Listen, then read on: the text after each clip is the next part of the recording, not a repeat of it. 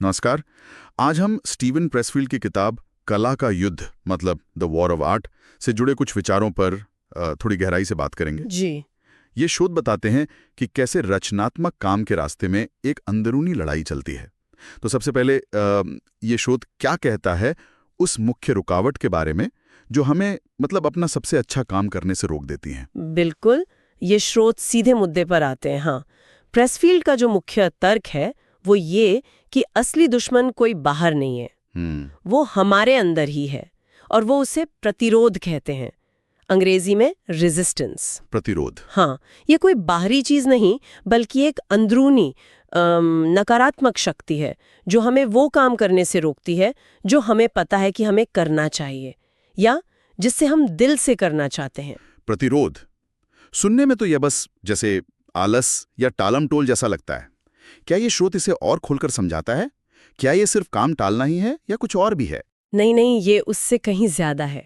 ज्यादा चालाक कह सकती हैं आप इसे। हाँ। स्रोत बताता है कि प्रतिरोध के कई रूप हो सकते हैं। अच्छा। हाँ, जैसे टालमटोल कि कल कर लूंगा, वो तो है ही, एक आम रूप है। हाँ, वो तो होता है। लेकिन ये आत्मसंदेह भी हो सकता है, जैसे मैं इसके काबिल नहीं हूं वाला ख्याल। हाँ। या डर। किस चीज का डर? असफलता का डर, या कई बार तो सफलता का भी डर होता है। हाँ, ये भी सुना है। या फिर जैसे बहुत ज्यादा प्लानिंग करते रहना, इतना कि काम शुरू ही ना हो पाए। हाँ, परफेक्ट प्लान के इंतजार में। बिल्कुल। या फिर अचानक कोई और बहुत जरूरी काम याद आ जाना। तो ये भेष बदलने में माहिर है, बहुत चालाक है। ये दिलचस्प है कि ये सिर्फ आलस नहीं बल्कि डर और शक का भी रूप ले सकता है। और क्या स्रोत ये भी बताता है कि ये प्रतिरोध कब ज्यादा ताकतवर होता है? हाँ, और यही इसकी एक बहुत खास पहचान है। लेखक का मानना है कि प्रतिरोध की जो ताकत है वो अक्सर उस काम के महत्व के सीधे अनुपात में होती है। मतलब ये कि जिस काम से हम सबसे ज्यादा बच रहे हैं या जिसे करने में हमें सबसे ज्यादा डर लग रहा है, शायद वही काम हमारे लिए सबसे ज्यादा जरूरी है।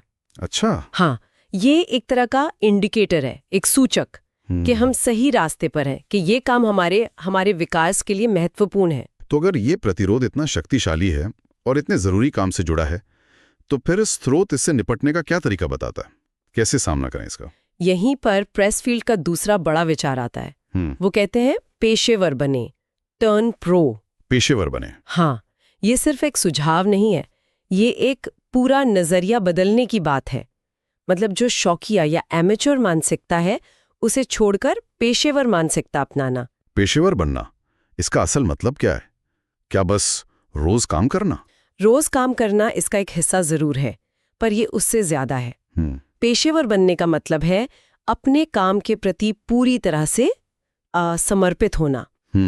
भले ही उस दिन मन हो या ना हो, प्रेरणा महसूस हो रही हो या नहीं। अच्छा। इसका मतलब है बहाने बनाना बंद करना और काम पर लग जाना, बिल्कुल वैसे जैसे कोई अपनी नौकरी पर जाता है। हाँ, रोज, चाहे मूड कैसा भी हो।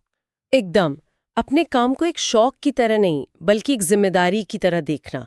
अनुशासन यहाँ क्या कहते हैं, प्रेरणा से ज्यादा महत्वपूर्ण हो जाता है। अनुशासन प्रेरणा से ज्यादा? हाँ, ये वो अंदरूनी आवाज को नजरअंदाज करना है जो कहती है तुम उतने अच्छे नहीं हो या ये काम नहीं करेगा, बस करना है। ठीक है, तो अनुशासन प्रेरणा का इंतजार किए बिना, लेकिन आमतौर पे तो माना जाता है कि रचनात्मक काम के लिए प्रेरणा बहुत जरूरी है।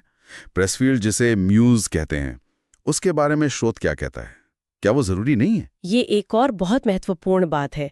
प्रेसफील्ड का मानना है कि जो हमारी पारंपरिक सोच है, प्रेरणा उसके उलट काम करती है। उलट कैसे? मतलब प्रेरणा या म्यूज काम शुरू करने का इंतजार नहीं करती, बल्कि जब हम अनुशासन दिखाते हैं, जब हम पेशेवर की तरह रोज काम पर लगते हैं, तो प्रेरणा या म्यूज वो खुद ब खुद आ जाती है। अच्छा, काम करने के बाद? हाँ, वो कर्म का अनुसरण करती है, एक्शन को फॉलो करती है।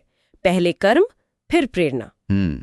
इसलिए प्रेरित होने का इंतजार करना बेकार है, काम शुरू करना ही प्रेरणा को बुलाने का तरीका है असल में। तो अगर हम इस पूरी बात को समेटें तो ये स्रोत हमें बता रहे हैं कि रचनात्मकता की राह में सबसे बड़ी बाधा वो अंदरूनी प्रतिरोध है जो कई चालाक रूप ले सकता है। बिल्कुल। और इससे लड़ने का हथियार है पेशेवर रवैया अपनाना, मतलब अनुशासन के साथ बिना प्रेरणा का इंतजार किए रोज अपने काम पर लगना। एकदम सही कहा आपने।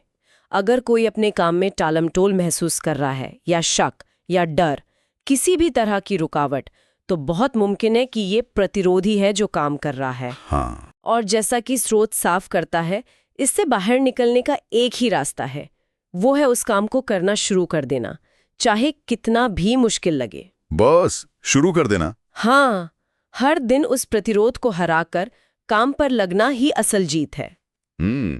इस पूरी चर्चा के बाद एक विचार जो शायद सोचने पर मजबूर करता है, वो ये है कि किसी के अपने रचनात्मक जीवन में ये प्रतिरोध सबसे ज्यादा किस शक्ल में सामने आता है।